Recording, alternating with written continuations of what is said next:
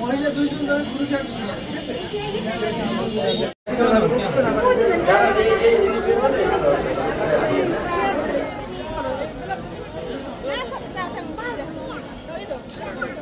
Galachipa development ফাউন্ডেশনের আজকের ক্যাম্পটি গলাচিপায় সর্বপ্রথম উদ্বোধন হলো।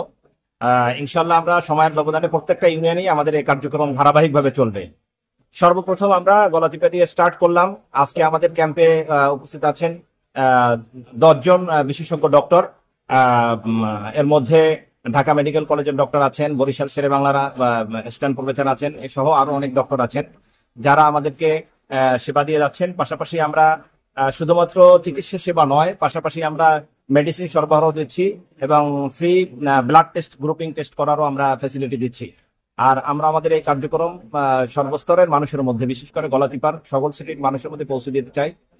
এটা শুধুমাত্র মানবিক একটি সেবা প্রতিষ্ঠান হিসেবে আমরা আমাদের এই প্রতিষ্ঠানটা চালু করেছি। আমরা মানুষের দোরগোড়ায় আমাদের এই সেবা পৌঁছে দিতে চাই।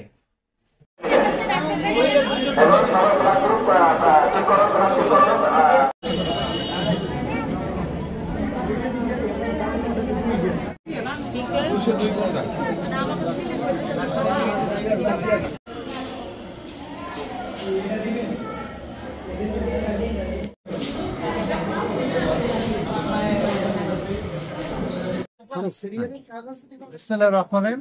গলাচিপা ডেভেলপমেন্ট ফাউন্ডেশন এর উদ্যোগে আমরা আজকে 23শে নভেম্বর শনিবারে সকাল 9টা থেকে আমরা ফ্রি মেডিকেল ক্যাম্প গলাচিপা মাধ্যমিক বিদ্যালয় শুরু করেছি।